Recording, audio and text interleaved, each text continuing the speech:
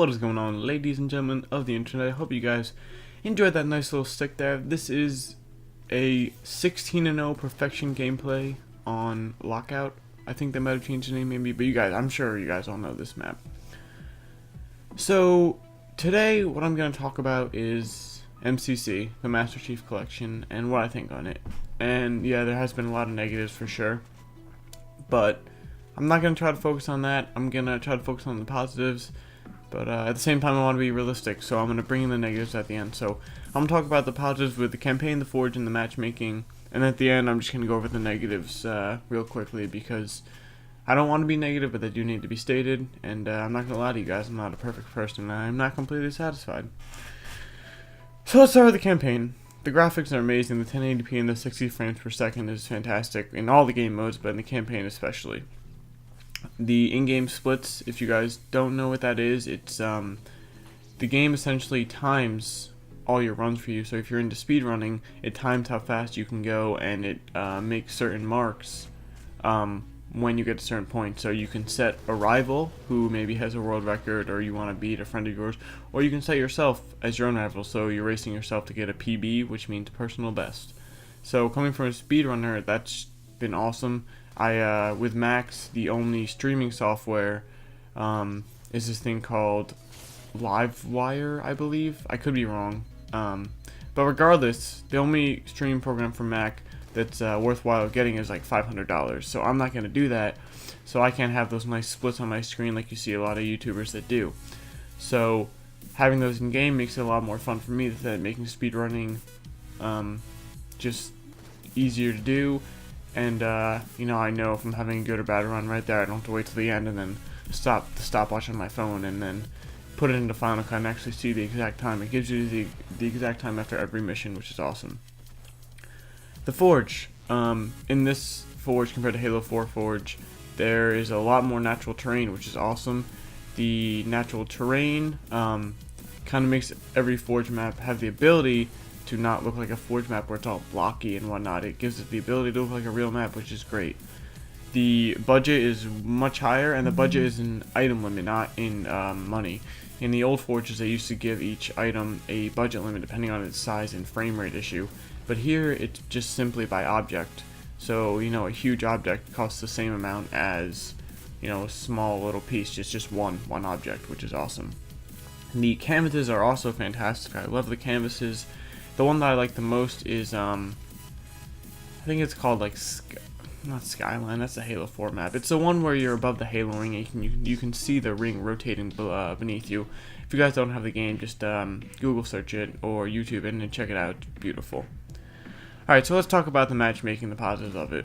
First of all, the thing that I think I've gained the most out of it is that I've learned so much as a Halo player. And in Halo 4, no means was I was the best, but I was decent. I got to CSR 40, I think, in Rumble Pit at one point near the end, and I came pretty good at the game.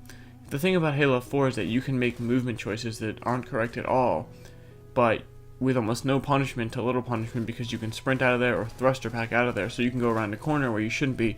Oh, I shouldn't be here, and thruster pack out of the way, sprint out of there, you're safe. On Halo 1, 2, 3, and Halo 2 Anniversary, you don't have that option, so it really makes you think about your movement a lot more. So you notice in this entire gameplay, I've been trying to work on my movement and not push unless I absolutely have to. I think the only reason I ended up leaving, this is called Sniper Tower 2 and Sniper Tower 3, is because I run out of ammo with my BR soon. So it's really taught me a lot about my movement, and it made me a better player simply because there's no armor abilities and there's no sprint.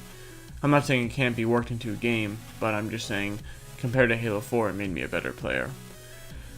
Alright, so we're going to get into the negatives here, and before I start, I just want you guys to know that I'm not going to be returning the game, or I'm not going to stop playing. I'm going to keep playing it. These are just the negatives that I see. They're pretty apparent, and yeah, so let's get into it. As you guys all know, there's a lot of connecting issues, not only in getting games, but in customs as well. I have a map forged up right now that I've been wanting to test out, and at one point we had, I think, 8 guys, so we were going to do a 4v4, which is pretty good, and all these guys were fairly competitive, so it would have been like a very, very solid sample size, a very good sample of players to test out the map. And we try inviting them, and no one can join because the host can't connect or some bullshit like that.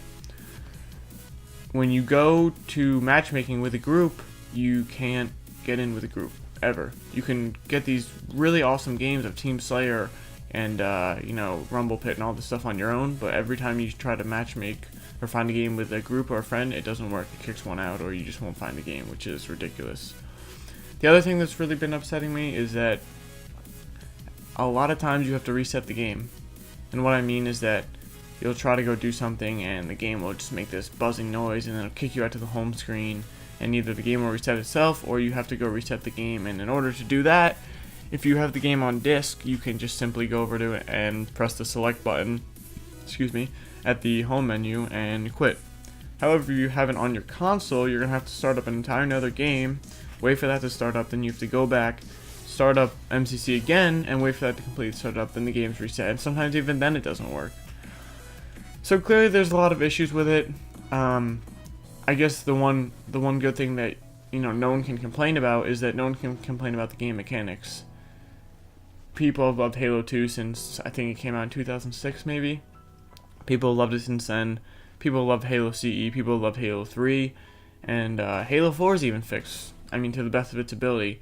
There's some, like I said, the movement is a little bit different, but when it comes to fairness, there's no ordinance or anything like that, so at least in my opinion, some people are a bit more pessimistic. I just think it's a matter of time before this game really reaches its potential, because it has all the hard things, all the great gameplays there and whatnot. It's just a matter of them fixing out these bugs, and I don't know anything about coding.